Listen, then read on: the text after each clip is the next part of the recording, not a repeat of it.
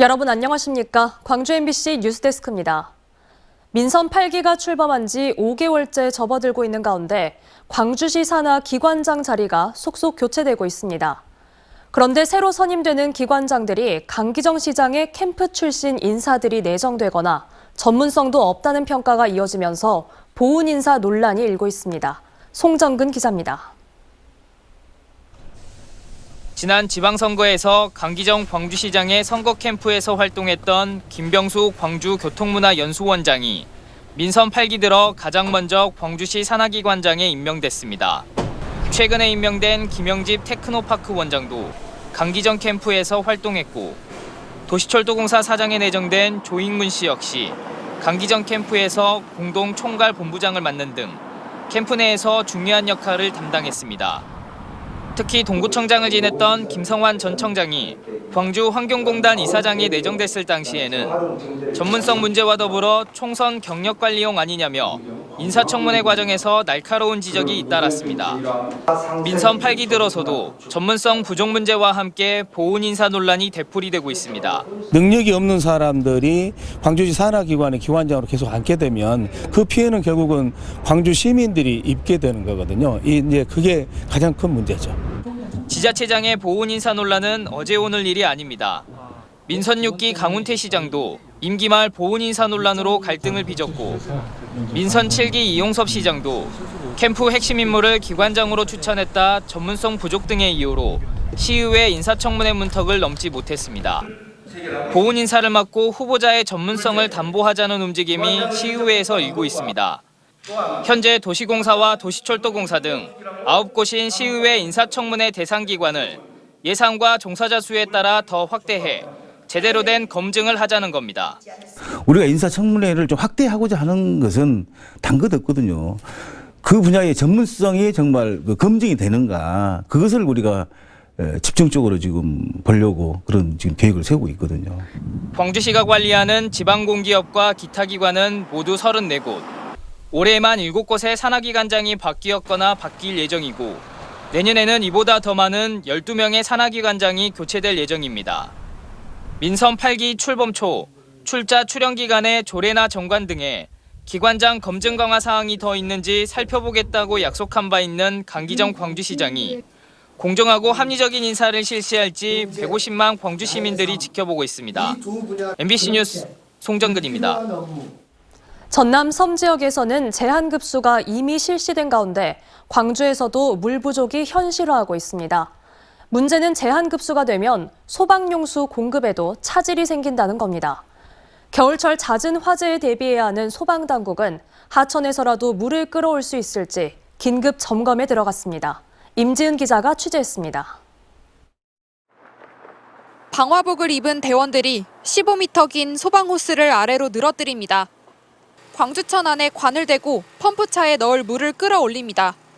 최악의 경우를 대비해 하천에서 소방용수를 보충하는 훈련을 하는 겁니다. 심한 가뭄으로 인해서 내년에 상수도 설비가 단수 조치가 될 예정인데, 그러기를 대비해서 우리 관내에 있는 자연 수리를 먼저 파악을 했습니다. 소방용수는 일반 생활용수와 같이 이렇게 소화전에 연결되어 있는 상수도관을 통해 물을 공급받습니다. 광주 동구 소화전에 물을 대는 동복댐의 예상 고갈 시점은 내년 3월 말. 단수가 이뤄지는 제한급수가 현실이 되면 소방용수 공급은 직격탄을 맞습니다. 한 개 소방서 장비가 총 동원되는 대응 1단계가 발령되면 약 18,000리터, 최대 5곳의 인접 소방서 장비가 동원되는 대응 2단계가 되면 그만큼이 더 필요한데, 제한급수가 이뤄진 지역엔 소화전에도 물이 끊겨 물이 나오는 곳을 찾아 용수를 채워야 하기 때문입니다. 제한급수 시 마땅한 대책이 없는 상황에서 비상시를 대비해 하천과 강물을 끌어올리는 훈련을 하고 있지만, 멀리 떨어진 현장이거나 물에 이물질이 들어있으면 공급 차질과 기계 결함으로 이어질 수 있습니다. 그리고 우리가 최대한 전략 차원에서 훈련 같은 거 할 때에도 최대한 물을 최소화하고 지금 전략하는 방법을 좀 같이 동참하고 있는 상황입니다. 광주 소방본부는 소방서와 얼마나 떨어져 있는지, 펌프차 진입은 가능한지 시내 하천과 저수지를 긴급 조사하고 있습니다. 산림청도 소방 헬기가 물을 길어올릴 수 있는 최소 수심 2m 아래로 저수지 물이 빠지진 않는지 예찰 활동을 강화하고 있습니다. 겨울철 들어 산불과 대형 화재 위험이 높아지지만 소방용수 부족이 점차 현실화되고 있어 걱정이 커지고 있습니다. MBC 뉴스 임지은입니다. 광주 전남 3만 수험생들에겐 오늘이 바로 결전의 날이었죠. 코로나19 상황을 이겨내며 공부해온 수험생 여러분, 애 많이 쓰셨습니다. 올해 수능날 풍경을 이다현 기자가 전해드립니다. 수험표를 손에 쥔 학생들이 수능 시험장으로 들어옵니다. 한 문제라도 더 맞히고 싶은 간절한 마음은 저마다 똑같습니다. 떨리고 부러지긴 하지만 오늘 아침 잘 자고 일어나서 잘 볼 수 있을 것 같습니다. 모르는 것도 다 맞추고 싶습니다. 학부모들은 수험생을 힘껏 끌어안아주며 격려했습니다. 자녀의 뒷모습이 완전히 사라질 때까지 교문을 떠나지 못한 채 두 손 모아 기도하는 학부모들도 많았습니다. 마음이 좀 짠하네요. 본인이 시간 쪼개서 한다고 했는데 많은 응원하고 있습니다. 몇몇 수험생들은 입실 종료 시각을 단 몇 분 남기고 헐레벌떡 교문을 통과했습니다. 고사장을 향해 뜀박질을 하고 일부는 경찰의 도움을 받았습니다. 앉는 데서 천천히 가도 돼. 코로나19 확산세에 광주 전남 확진 수험생 111명은 별도 시험장에서 수능을 치렀습니다. 마침내 시험이 끝나고 고사장을 나서는 학생들은 후련함과 아쉬움을 마음껏 풀어냈습니다. 12년 동안 이렇게 계속 좀 마음의 짐이 있었는데 그게 이제 싹 다 사라진 것 같아서 살짝 허무하기도 하고 편하기도 하고 그런 것 같아요. 애들이랑 글램핑도 가기로 했고 해외여행도 가고 싶고 아르바이트도 하고 싶고 그래요. 올해 수능 난이도는 수학과 영어의 경우 지난해와 비슷한 것으로 국어는 다소 쉬웠던 것으로 분석되고 있습니다. 최상위권의 경우에 국어의 변별력이 다소 떨어지면서 수학, 영어, 탐구 등 타 영역의 비중이 다소 커질 수밖에 없을 것으로 예상이 되고 있고요. 광주시 교육청은 수능을 마친 수험생들을 대상으로 안전교육과 진로체험 프로그램 등을 지원한다는 계획입니다. MBC 뉴스 이다현입니다.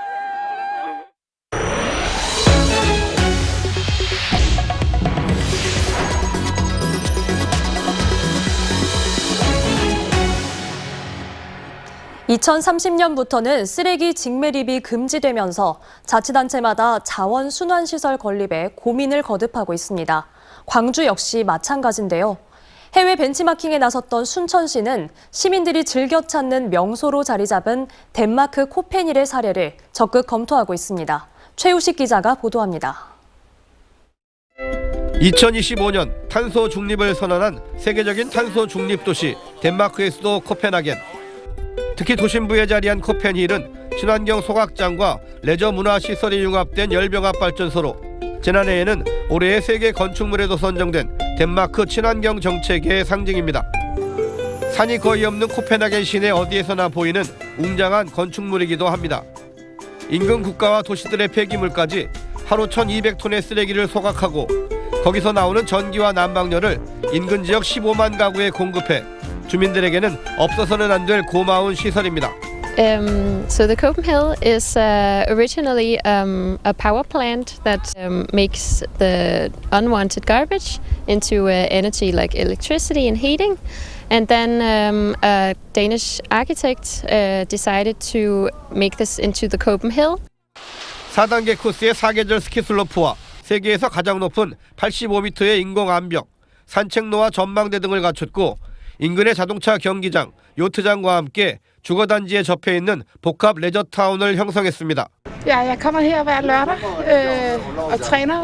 Jeg løber 14 km i det hele, fordi jeg løber ned på stranden også, og så løber jeg herhen, og så op og ned en gang. Og så skal jeg så løbe hjem nu. So we're here on a weekend break from London, visiting Copenhagen, and we saw on a TV program that you can ski on the roof of this building. So we decided to come and give it a go. 덴마크의 코펜힐 아마게르바케는 혐오 시설이라는 선입견을 깨고 시민과 관광객들이 가장 많이 찾는 명소이자 지역의 랜드마크로 자리 잡았습니다.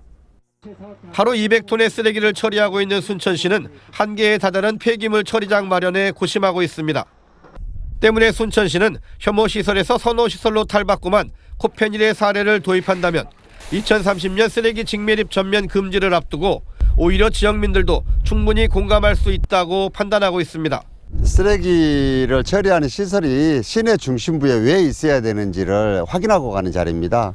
모든 것들이 종합되어 있는 곳이 바로 여기 같습니다. 우리도 앞으로 이렇게 지역 주민들이 문화시설을 함께 할 수 있는 그런 방향으로 이 문제를 풀어가야 될 것 같습니다.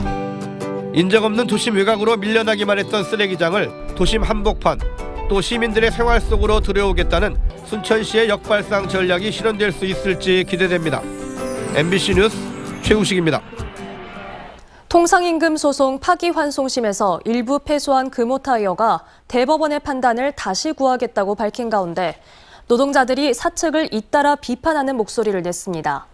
금호타이어 노조는 보도자료를 통해 사측은 소모적 논쟁을 멈추고 상여금을 포함한 통상임금 지급 방법을 논의해 미지급된 금액을 즉각 지급해야 한다고 밝혔습니다.